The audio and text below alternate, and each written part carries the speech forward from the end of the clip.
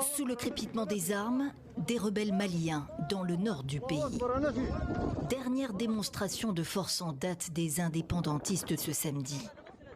Ici, c'est Hanéfi, affirme ce combattant sur ces images de propagande. Attaque d'ampleur au petit matin, à Hanéfi donc, mais aussi à Gao et à Guelok dans le nord, Sévaré dans le centre, déjà ciblé fin avril. Les combattants poussent même plus au sud, à 70 km de la capitale Bamako ce samedi, avec l'attaque de la prison de Kenyéroba, où de nombreux djihadistes sont détenus.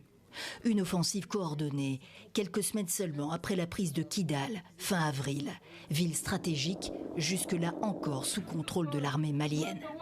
Djihadistes et indépendantistes sont unis depuis contre le régime de Bamako.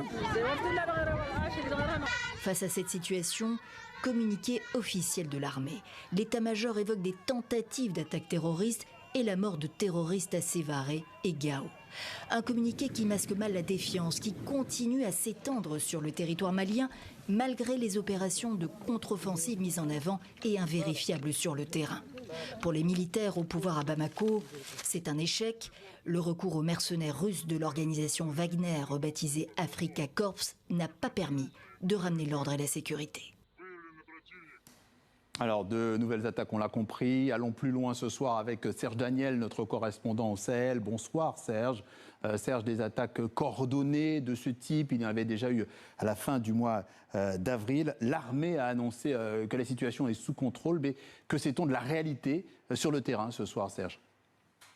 La réalité, c'est que les principaux affrontements ont lieu à Hanéfi, une localité située à 100 km de Kidal, qui est une localité stratégique. Pour conserver Kidal, qu'ils ont repris des mains de l'armée depuis 2 mois maintenant, les rebelles ont l'intention de prendre le contrôle de Hanéfi. Donc, ils sont rentrés dans la localité, les témoins ont confirmé, ils ont pris possession de plusieurs postes de sécurité de la localité également. Ils ont fait prisonnier des dizaines de militaires de l'armée régulière. Mais à Hanéfi, aujourd'hui, au moment où je suis en train de parler, vous avez des soldats russes qui sont retranchés dans un camp militaire. Donc Hanéfi, une partie contrôlée par l'armée, mais les Russes sont toujours dans un camp militaire. Est-ce qu'ils vont chercher à négocier leur départ, comme ce fut le cas à Kidal il y a environ 2 mois? On le verra. Maintenant, au centre et au nord, c'est-à-dire dans la principale ville du nord, Gao, et au centre, dans les localités du centre, il y a ce que je peux appeler la technique de harcèlement. Il y a eu du harcèlement des groupes armés sur les forces régulières et les mercenaires russes. Il n'y a pas eu de contrôle de prise de ville par ces rebelles-là, non, mais il y a eu plutôt une technique de harcèlement. D'ailleurs, le gouvernement reconnaît par exemple avoir à Gao perdu un soldat et dit avoir tué, par exemple, avoir neutralisé 6 assaillants. Au sud, c'était une opération assez forte qui s'est déroulée, je le dis rapidement, dans une prison, puisque les djihadistes sont rentrés dans la prison, ils ont pris le contrôle de la prison, ils ont brûlé à l'intérieur de la prison et ils sont repartis. Et rapidement, est-ce qu'il faut s'attendre à ce que des attaques comme celle-là deviennent récurrentes, comme une manière, Serge, de mettre une pression régulière sur les autorités maliennes ?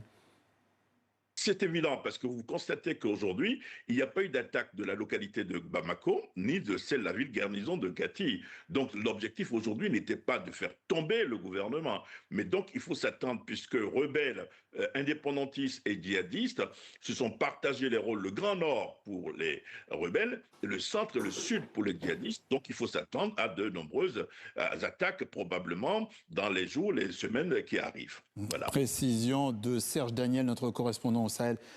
Merci.